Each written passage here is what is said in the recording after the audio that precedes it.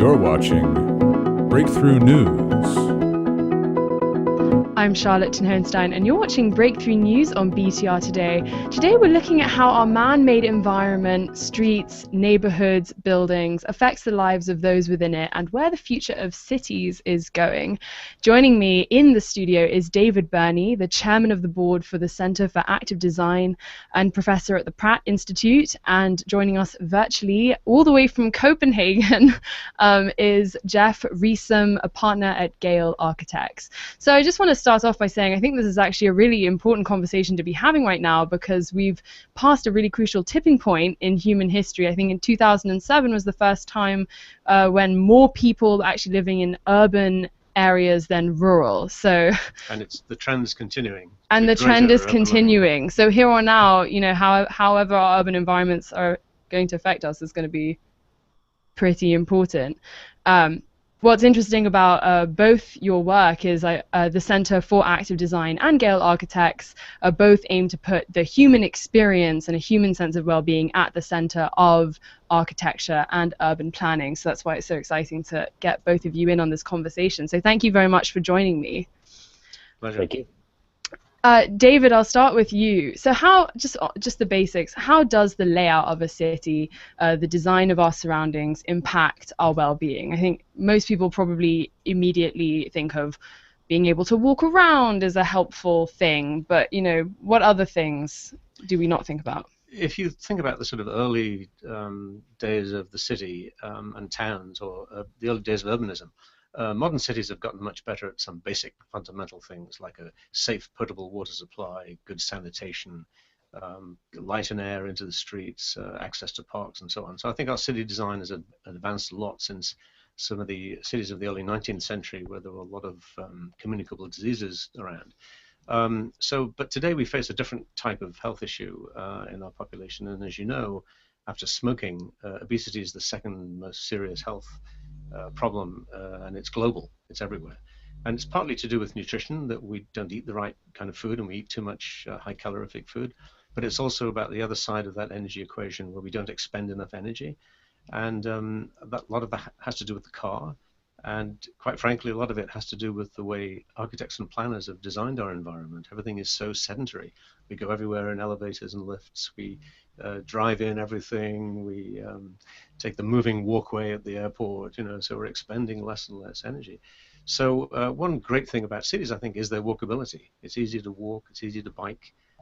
You walk long distances in the city that you don't even realize because of the way the city grid is set up in cities like New York. So I think in that way, I think urban situations can actually be much healthier for people than living in car-centric environments. I want to come back to that specific idea of modern epidemics, because that is, as I understand, very much the sort of clear priority of the Center for Active Design. But before we go back to that, Gale Architects, as I understand it, has a broader approach, right? So Center for Active Design sort of explicitly states that you guys are focused on physical health and specifically this problem of obesity and obesity-related diseases. Gale Architects has the phrase "making cities for people." Does it tend, Jeff, to come back to a sense of physical well-being, or do you guys keep the focus broader and maybe keep psychological factors in mind? Yeah, absolutely. I mean, I think it's certainly about the physical, but there's also something about social well-being. So the extent to which our urban environments invite for us to meet other people, to have the serendipitous meetings or the planned ones, and also the extent in which they just, can provide us with some joy and delight by being alone together, you could say, or it's funny that we all could get a cup of coffee at home for about 10 cents, but we choose to go out and get a cup of coffee where there's other people for 15, 20 times the cost because of that, the likeliness of maybe seeing someone or maybe not, but just being around people. So I think that it's that opportunity for social interaction, and that we also think a lot about in terms of health and well-being. That's a very good point, and we have a lot of evidence base for physical health with the city. One thing we have less evidence for, and I wish we had more because I think it's true, is the idea of mental health in the city, and the kind of things that Jeff's talking about really do contribute to people's sense of well-being and their mental health.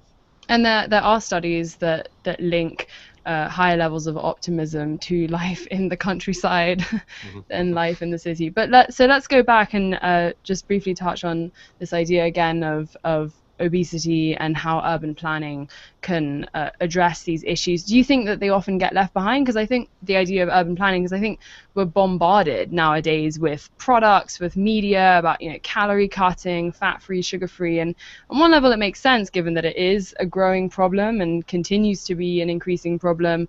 But do you think people forget about the role that their environment might be playing?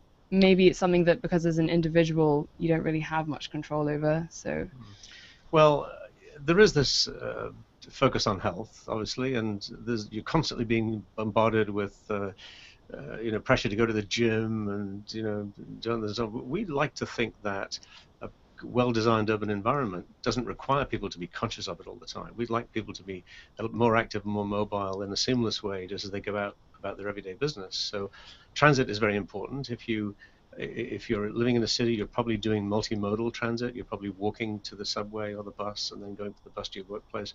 If you include cycling, then in your daily commute, you might well be taking much more physical activity without even having to think about having to go to the gym. So really the ideal is to live in a place that just necessitates that level of activity. Right, and it becomes natural. It becomes natural. Right. So the walkable city is just a natural way of getting that physical activity. Jeff, obviously a lot of cities have already been built. So how much room is there for improving these conditions when the infrastructure is already there? I guess you just go by case by case basis, or do small details often make a huge difference in the lives of the people living there? Well, yeah, I mean, I think there's definitely a lot of space, to be improved in cities. If you just look at the streets that comprise a city, typically streets are anywhere between 25 and 35% of all the space that the urban environment takes up. And so by better utilizing that amenity, that public asset, thinking about streets as places for meeting, places for different forms of mobility, places for opportunities to improve your mental and physical health, that alone, I think unlocks a whole lot of potential. So if we utilize that third of our urban space much more efficiently, then I think there's plenty of opportunities to do the big thinking and the small details that you mentioned in a way that's much more inviting for people. And you don't need a lot of space. If you think about taking the stairs instead of the lift and elevator in a building, as Jeff says, the street. I mean, small parks. We don't need huge amounts of space to make people more active.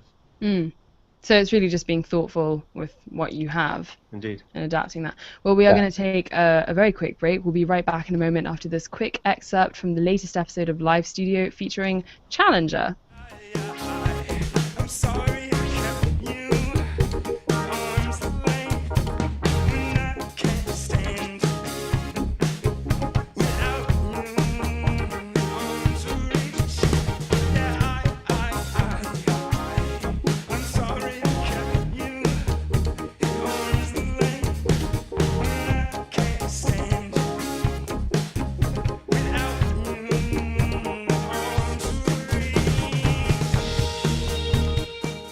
We're back with our discussion on urban planning and the built environment around us. So, Jeff, Gale Architects works on projects all around the world. It's drawing on decades of research all around the world. Do you find that people tend to use urban spaces in the same way across the globe, or do you find that there are sometimes huge cultural differences? It's a pretty fantastic combination. We find a lot of similarities that are just based on our human physiology. The fact that we're all roughly the same size, about the same height. We walk at the same speed.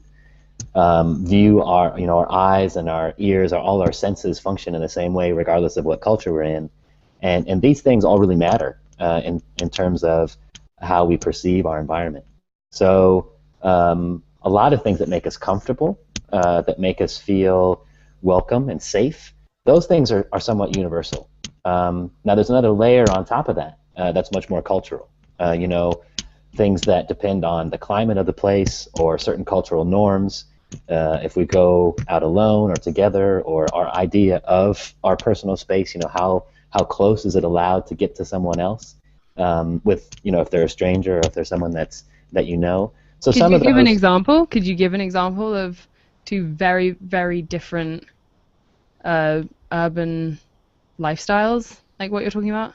Well, I think what's interesting is that a lot of times, this can evolve and change. So, if we take New York City as an example, when we started working in the city, and probably around the same time that David came in to work with the city, there was very few urban recreational opportunities in New York. There wasn't a lot of sidewalk cafes. There wasn't a lot of really active sort of urban plazas, and to some extent, I think that was a cultural phenomenon. But what we could see now with all the new space that's been created, now almost a new kind of urban culture has emerged. So I think at the beginning people thought, well, New Yorkers don't partake in public life in the same way that Parisians do. They don't want to necessarily take meetings outside and just sit in the sun in the middle of the street.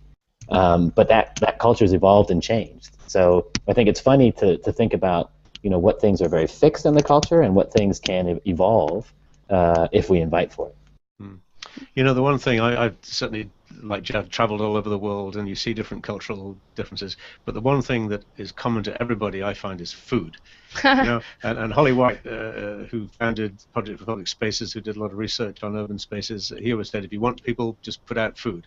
And that seems to be a universal, wouldn't you say, Jeff? Absolutely, absolutely. I mean, I think that I'm really interested in ways that we can build on top of that. But that's certainly a big winner every time.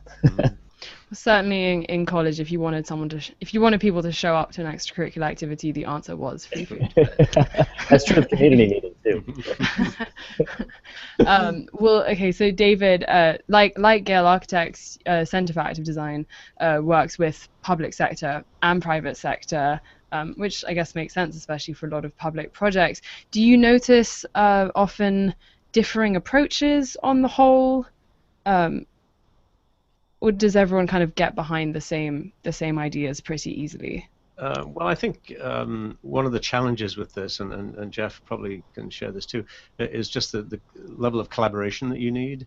I mean, if you take a straightforward New York City street, you've got the Department of Transportation that controls the traffic, Department of Sanitation that picks up the garbage, the Department of Consumer Affairs that licenses businesses, Department of Parks that looks after the trees. I'm already getting a headache from this. So you've got all these jurisdictions. So you have to have a very collaborative process. And I think what we find anyway, and this is also true in our work with communities at Pratt, is, and Gale Architects has the same approach, engaging the community is the place to start. And then you have business improvement districts who participate, and municipal, civic organizations, as well as city agencies. And once you get that collaborative approach from community engagement, then I think you can make progress. Jeff, how often is the game to get more nature back into cities? Because certainly when you think about city living, it's almost always in contrast to country living. And yeah, the urban environment you think of being as in contrast often to nature. Is it often about bringing in more parks and greenery, or are you actually trying to create a very different type, sort of uniquely urban sense of health and activity? I mean, I think there isn't a silver bullet, or we could say, we'd radically improve the city by just greening it, or by adding more parks or trees, whatever it might be. I think in general, it's wonderful to have a wide variety of natural ecosystems that are coexisting and can flourish and thrive within the urban environment. And the extent that we can think about these systems in symbiosis, I think the better. But I fear a little bit this notion of the magic bullet by just saying, oh well, if we just put some you could almost call it greenwash on the city. Everything's going to be okay. More trees, just more trees. Well, I think trees are everywhere. always good. I think trees are always good, but there's a lot of places, where that's still not enough. And I think we have to be thinking, as David mentioned, more in tune with what the community needs are, and it might be a whole wide variety of different interventions. And I think the big key in constrained budgets and with this growing urban population you mentioned in the beginning is we have to be pretty targeted and find the right solution for the right context. And that begins with really understanding the culture and the place and the community. Well, we're going to have to wrap up. I'll just ask David one more question. Are there any really exciting cities right now or big projects that are just at the cutting edge that you're particularly excited about? As I travel around, I notice quite a common theme among many cities, like New York City. I was in Portland, Oregon last week. The idea of cities embracing density. Density is a tremendous important thing because, first of all, the good news about this migration to the urban centers is that it's, as a population, as a world population, will occupy less of the planet, and we will relieve some of the pressure on the environment because suburban sprawl is a really damaging thing. So density has its benefits. And I think a lot of the cities now are focusing their increased density on areas of mass transit. So that means that people are using mass transit, they're not using cars, they're walking more again, being more mobile. So I see a lot of positives in the kind of transit-oriented development that we're seeing in urban cities across the world. Well, that's very good. I'm happy it's so optimistic. Well, thank you. Oh, sorry, Jeff. What do you want to say? Well, just one thing about that was maybe interesting to think about in terms of how important density is right now there's about 3 billion people that live in urban environments, and the trend is that that's going to double in the next 40 or 50 years. So I think it's mind-blowing to think about. It took us all of mankind essentially to build enough city to house 3 billion people, and then over the next 40 or 50 years we need to double that capacity. And can you imagine if that was not done at sufficient density, how Exactly. much land we would be gobbling up, Exactly. So it's super important to get it right, dense, but also with people in mind. God, well, on that note, good luck to both of you with your work. The work ahead. Thank you very much, Jeff and David, for joining me. We'll be right back in a moment after this quick excerpt from a bonus edition of BTR Live Studio this week on BreakThruRadio.com featuring Bailiff.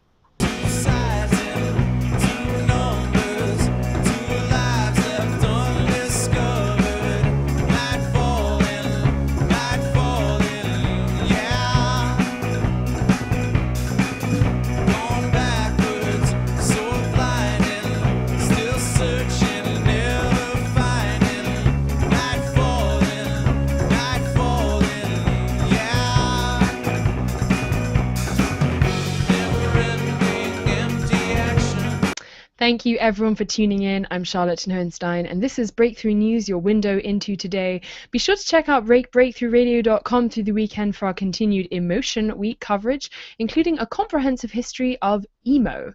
That's it for what's breaking through the news today. Tell us what's breaking through your world at Breakthrough Radio on Twitter. I'm Charlotte Thun-Hohenstin, and thank you for joining us.